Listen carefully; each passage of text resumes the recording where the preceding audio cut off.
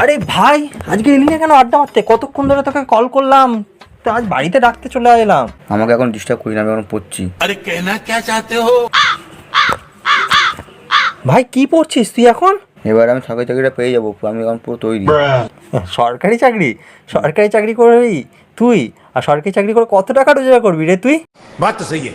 60,000 টাকা মাইনে শুরু, প্রত্যেক বছর মাইনে বাড়তে থাকবে।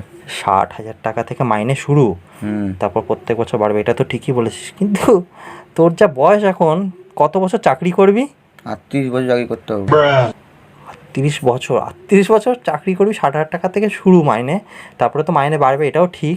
কত টাকা জমাবি আর সরকারি চাকরি করে তুই? 1.5 কোটি থেকে 2 কোটি টাকা জমাবো। কত? 1.5 কোটি থেকে 2 কোটি টাকা জমাবো।